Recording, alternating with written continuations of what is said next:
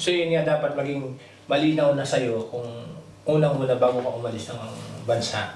Malinaw na sa'yo kung anong plano mo na dapat mong gawin. Otherwise, pag tumagal ka, habang tumatagal ka na sa abroad, ma-adapt mo na yung lifestyle sa abroad hanggang sa ayaw mo nang umuwi. Mahirap yun. Mahirap pagka ang puso mo nasa abroad na yung isip mo nasa Pilipinas. Yan ang mangyayari sa'yo kapag tumagal ka na sa abroad, hindi mo pa na-meet yung plan. Kaya kailangan malinaw eh. Kaya lang naman hindi nasusunod o natutupad yung plano. Siyempre, alam natin na hindi natin hawak ang panahon. Pero may mga nakakagawa eh, di ba? Na malinaw. Yun lang naman ang basic principle ko sa buhay.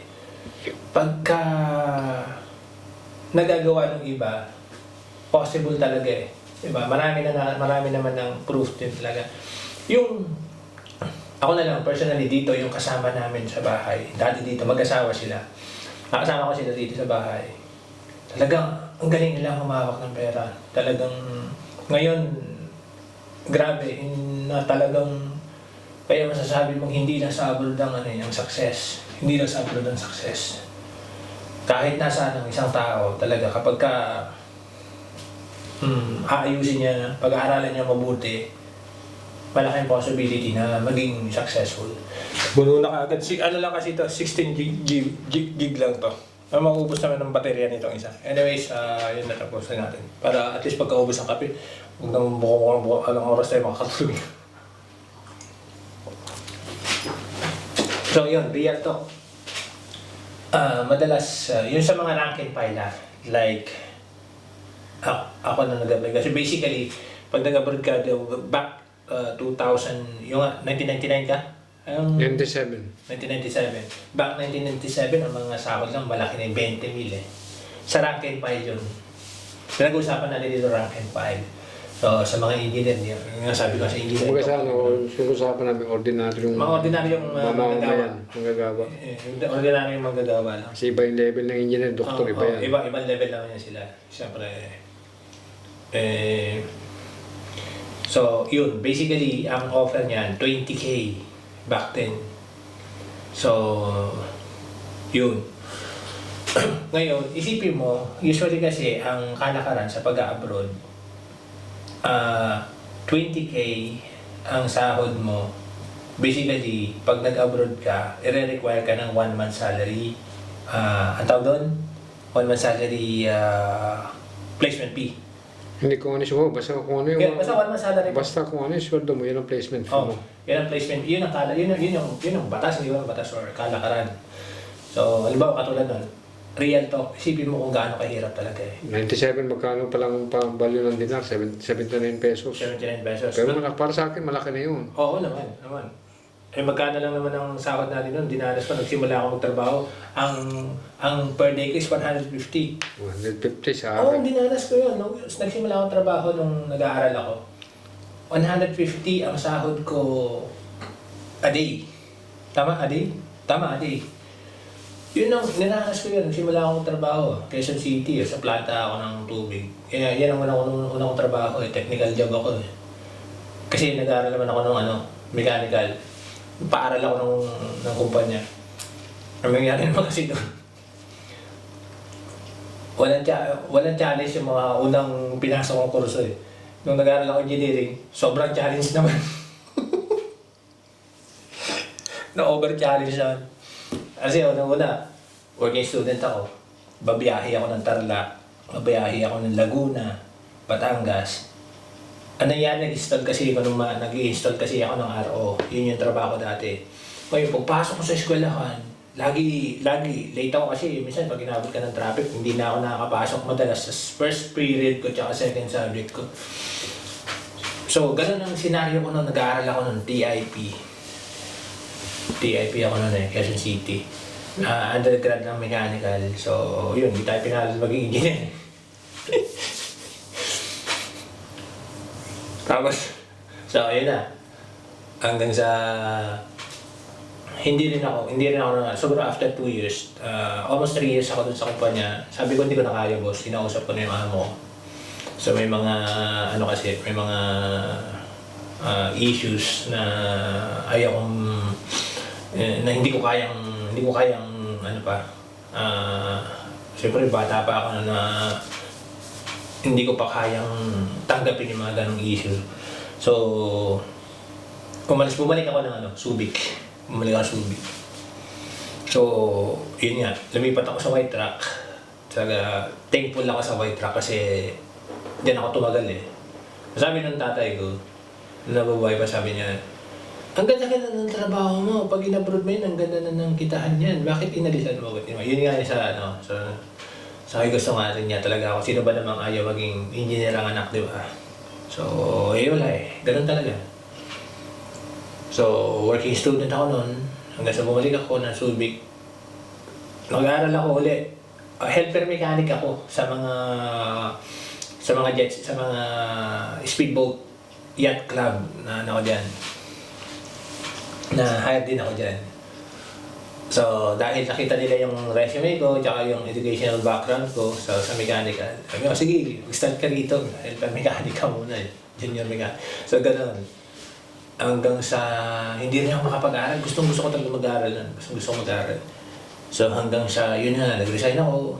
Malaman-laman ng tatay namin na nag-resign na nga ako. So, medyo, naghihinayang siya, pero gano'n pa man, di ba? Wala rin siya magawa na nun dahil siyempre matatandaan yung mga magulang namin nun. Wala nang kakayahan magpaaral. So, sarili sikap talaga. So, yun na. Doon ako napunta doon sa pinagtrabuhan si Chef Arnold. Dahil yun naman ang kilalang hotel noon sa amin, sa lugar namin. So, White Rock Resort. So, hanggang sa pinagpursigihan ko kasi ang objective ko lang noon is makakuha ko ng trabaho na may flexible hour schedule para makapag-aaral ako. Yun yung objective ko lang. So, nakita ko yun sa hotel. Kaya doon ako nakapagtrabaho na matagal. So, 9 years ata ako sa hotel. Tama, 9 years. 1999 na ako. 1998, 1999. Back. 1999. 2000. Okay. 1998, 1999. 2001, 2, 3, 4, 5. Tama, almost 7 years. 7 years pa lang ako nakapagtrabaho ng hotel. Yun doon ako nakapag-graduate. Ilan taon ka sa White Rock ba? 7. Tagal. Tagal. Sobrang tagal. Oo, pa. Kung sa lahat ng trabaho mong kakalala mo sa amin, ako 3 lang eh. 7 years ako doon. Alis ako doon. Matagal, 7 years. Ako kasi nag-aaral ako nun, hindi ako yun talaga yung objective ko. Gusto ko mag-aaral. So mag-aaral.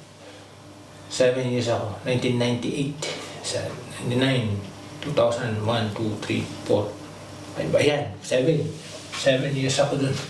Kasi nag-aaral nga ako. So yun na. Hanggang sa nakapag-upload na. Kasi yun nga, nung nakapag-upload na ako, ang laging pinanghihinayangan ko, o yun nga, kung meron akong, napag-usapan namin, isang episode namin kwentuhan ng Huntahang OFW, napag-kwentuhan nga namin kung ano yung kung meron kang isang bagay na pinanghihinayangan nung nagsisimula ka pa lang. Ako yun eh. Dapat pinurso ko na lang pala yung pagdinigo-negosyo, yung pagtitinda-tinda. Kasi may kita naman noon, kaya na siguro hindi pa, wala pa sa focus. Hindi ko pa alam humawak ng pera noon. Hanggang ngayon din naman hindi ko Hindi ko pa alam humawak ng pera nun. Hanggang ngayon, hindi ko pa rin alam humawak. So, yun. So, doon nagsimula yung pag-abroad ko. So, tips natin sa mga nagpa-plan ko na mag-abroad. So, tanda mo yung unang-unang pag-abroad. Walang kasiguruhan pa yan eh. Back then, yung mga Unang abroad, wala pa yan. Unang abroad. Ang tawag namin yan is scratch. Yan yung unang abroad na ang laging muna sa isip, yung unang mabibili mo, tapos yung tulong sa pamilya pag ikaw ay talagang breadwinner din. Kung breadwinner ka. Pero kung ikaw ay nag-abroad para sa sarili mo, pero walang ganun eh. Walang meron siguro, yung mga 0.0001%. Meron pa rin naman siguro. Yung tipong gusto lang ma-experience. Yan. Pero mostly lahat ng nag-abroad, majority. Majority talaga. Wala nang baterya to. Ayun. Dito na tayo maasa. Okay pa. So yun yung majority na nag-abroad. Talagang may pasan-pasan ng responsibilidad dyan. Nung nag-abroad ako, talagang yun nga, yung first abroad is talagang scratch turing mo scratch yan. Kasi yun nga, yun ang kailangan maging maingat. Yung nakita mo yung mga barkada mo, mga kabatch mo nagsipag-abroad. Siyempre noon, hindi pa ang social media eh. So ano kaya, yung mga naglalaro sa isip mo, ay buti pa siya ganito.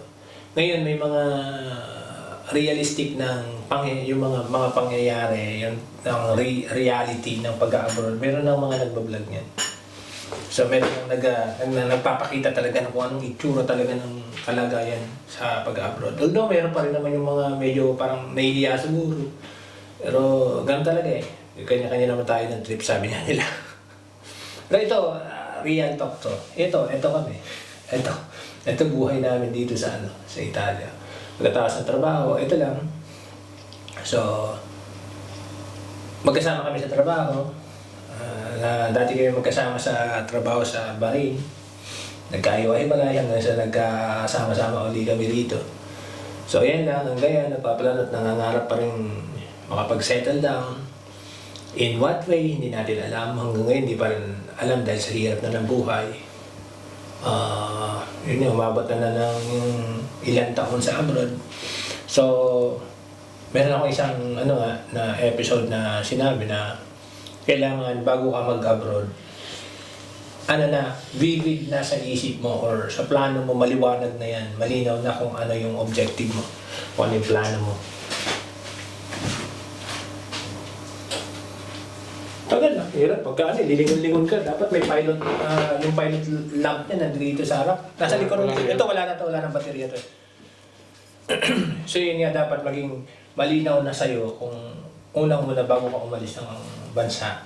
Malinaw na sa'yo kung ano yung plano mo na dapat mong gawin. Otherwise, pag habang tumatagal ka na sa abroad, ma-adapt mo na yung lifestyle sa abroad hanggang sa ayaw mo nang umuwi. Mahirap yun.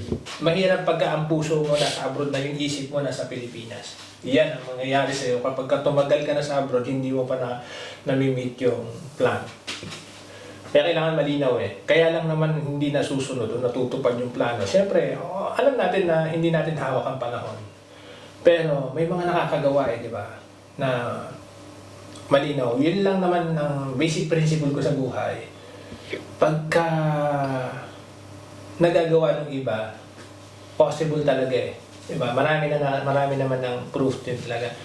Yung, ako na lang, personally dito, yung kasama namin sa bahay, dati dito, mag-asawa sila. Nakasama ko sila dito sa bahay.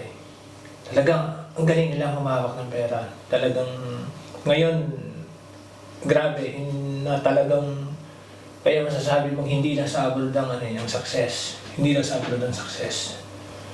Kahit nasaan ang isang tao, talaga kapag aayusin niya, pag-aaralan niya mabuti, malaking possibility na maging successful. So, yun nga. Kailan yan, habang tumatagal ka nag-abroad, medyo nawawala na yung ang nangyayari, naghihiwalay na yung isip mo tsaka yung damdamin mo.